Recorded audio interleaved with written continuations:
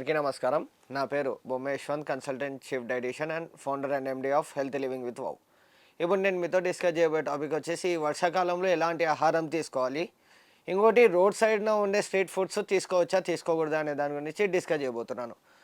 మనము ముఖ్యంగా చూసుకున్నట్టే ఈ మధ్యకాలంలో అంటే ఎక్కువ వర్షాకాలం చూసుకున్నట్టయితే ఎక్కువ స్ట్రీట్ ఫుడ్కు మనం అలవాటు పడతాం. లైక్ మిర్చీలు కానీ, బోండా కానీ, లేదంటే టీ కానీ, కాఫీ కానీ, ఇట్లా అంటే వేడి పదార్థాలకు అలవాటు పడతాం. కానీ నేనేమంటున్నా అంటే తినండి, వద్దనను, కాకపోతే అవే ఆహారాలు ఇంట్లో తయారు చేసుకొని తినండి.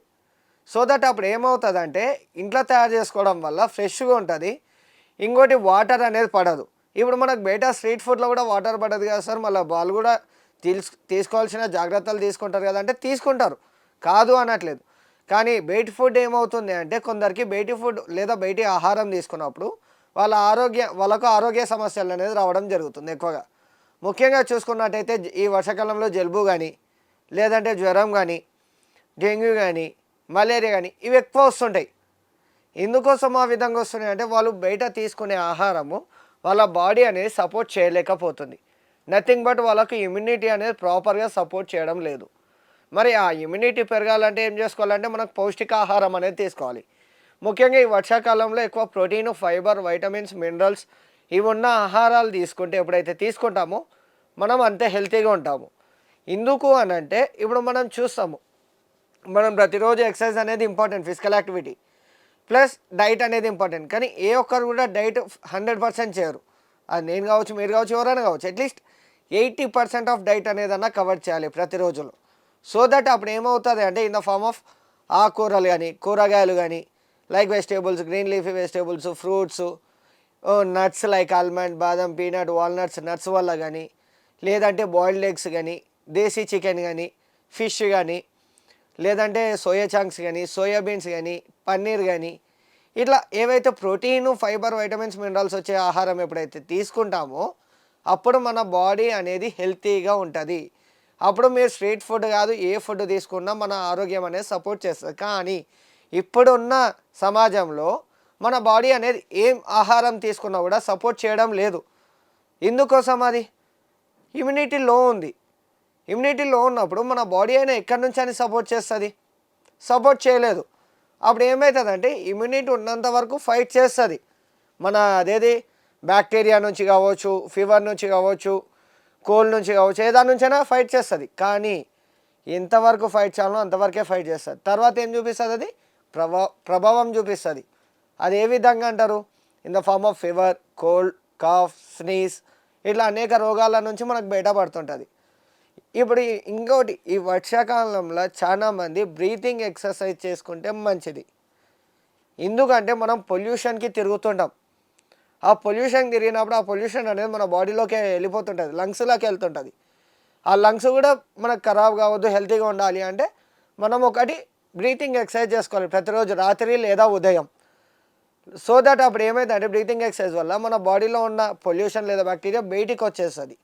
అప్పుడు మనకు హెల్తీగా అనేది ఉండడం జరుగుతుంది, లంగ్స్ కూడా హెల్తీగా ఉంటుంది. ఇంకోటి హార్ట్ రేట్ ఇవన్నీ పెరగడం జరుగుతుంది. ఈ వర్షాకాలంలో ఇంకోటి చూసుకున్నట్టయితే స్ట్రీట్ ఫుడ్స్ పరంగా ఎక్కువ వేడి పదార్థాలను తీసుకోవాలి. చల్లదనం బదులు వేడి పదార్థాలు తీసుకోవడం వల్ల మనకి ఏమవుతుందంటే కొంచెం అట్లీస్ట్ దాని మీద ఏమైనా బ్యాక్టీరియా లాగా ఏమన్నా ఉన్నా కూడా అంటే అవన్నీ చనిపోతాయి. అంటే బ్యాక్టీరియా అనేది ఉండదు. కానీ ఆయిల్స్ అనేది మంచిది కాదు. రిఫైన్డ్ ఆయిల్స్ ఎంత తక్కువ తీసుకుంటే అంత మంచిది ఈ వర్షాకాలంలో. అందుకు నేనేమంటున్నా అంటే ఎంత వీలైతే అంత ఇంట్లో తయారు చేసుకొని ఆహారం తీసుకొనికే ట్రై చేయండి. అది మీరు బ్రేక్ఫాస్ట్ కావచ్చు, లంచ్ కావచ్చు, స్నాక్స్ కావచ్చు, డిన్నర్ కావచ్చు. ఎందుకు అని అంటే ఎప్పుడైతే మనం ఇంట్లో చేసుకుంటామో అప్పుడు మనం దాని ఆయిల్స్ని రీఫైన్డ్ ఆయిల్స్గా వాడము.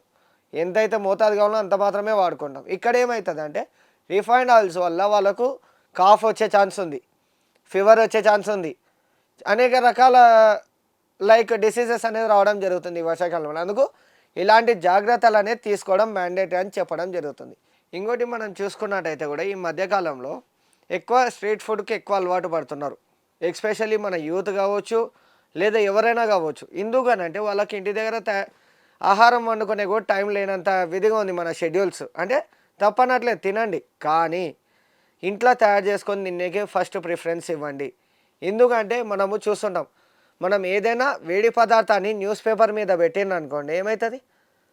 న్యూస్ పేపర్ కూడా దానికే స్టిక్ అయ్యి వస్తుంటుంది. ఎగ్జాంపుల్ బోండా కానీ, వడ కానీ, ఇడ్లీ కానీ, ఇవి ఒకసారి వేడి పదార్థాల ఈ ఐటమ్స్ని ఒక్కసారి దాని మీద పెట్టి చూడండి న్యూస్ పేపర్ మీద. అప్పుడు ఏమవుతుందనే మీకే తెలుస్తుంది. ఎందుకంటే న్యూస్ పేపర్ కూడా ఒక కెమికల్. మీకు న్యూస్ పేపర్ తయారవుతుందంటే దాంట్లో కూడా ఏదో ఒక కెమికల్ ఉంటుంది. అది కూడా మన బాడీలోకి ఎంటర్ అయ్యింది అనుకోండి, అప్పుడు ఏమవుతుంది? ఏదో ఒకటి లైక్ ఎక్కువ శాతం కాఫ్ లేదా కోల్డే వస్తుంది చాలామందికి. ఇంకా పూర్తి వీక్ ఉన్న వాళ్ళకి ఏమవుతుంది? ఇంకా ఎక్కువ స్నీజ్ కానీ ఇవన్నీ ఎక్కువ రావడం జరుగుతుంటుంది. ఇవన్నీ ఫీవర్ కానీ. ఇంకోటి ఇప్పుడు చిన్నపిల్లలకి ఎస్పెషల్గా బయటి ఆహారం బంద్ చేయండి కంప్లీట్గా. అది మీరు పిజ్జా కావచ్చు, బర్గర్ కావచ్చు, ఏదైనా కావచ్చు, నూడిల్స్ కావచ్చు, మ్యాగీ కావచ్చు, గోబీ మంచు ఏమైనా కావచ్చు. చిన్న పిల్లలు ఇప్పుడు ఎంత పౌష్టికాహారాన్ని తీసుకుంటే అంత మంచిది. ఎందుకు అని అంటే చిన్నపిల్లలకు మనం ఇప్పటి నుంచి నేర్పిస్తేనే వాళ్ళు పెద్ద వరకు వాళ్ళకు ఆహారం మీద ఒక జ్ఞాపక శక్తి అనేది ఉంటుంది. లేదనుకోండి వాళ్ళకి ఏం తింటున్నామో వాళ్ళకు కూడా తెలియట్లేదు. మమ్మీ తినిపిస్తుంది తింటున్నాం, కానీ దానివల్ల ప్రయోజనాలు ఏందనేది కూడా ఒకసారి చూసుకోవాలి.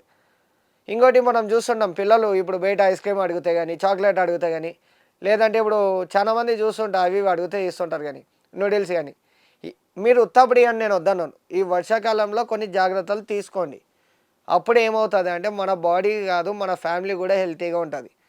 ఇప్పుడు మీరు చూస్తే కాఫ్ కానీ, స్నీజ్ కానీ, లేదంటే ఏమైనా కావచ్చు డిసీజు, ఒక్కరికి ఫ్యామిలీలో ఒకరికి వచ్చింది అనుకోండి, ఫ్యామిలీ మొత్తానికి స్ప్రెడ్ అయిపోతుంది. దాని బదులు అందరు ఆహారంగా తీసుకొని అందరం హెల్తీగా ఉంటే బాగుంటుందా, లేదా అందరికీ స్ప్రెడ్ చేస్తూ అన్హెల్తీగా ఉంటే బాగుంటుంది ఈ వర్షాకాలంలో అనేది మీరే చూసుకోవాలని చెప్పడం జరుగుతుంది. That's it friends, thank you.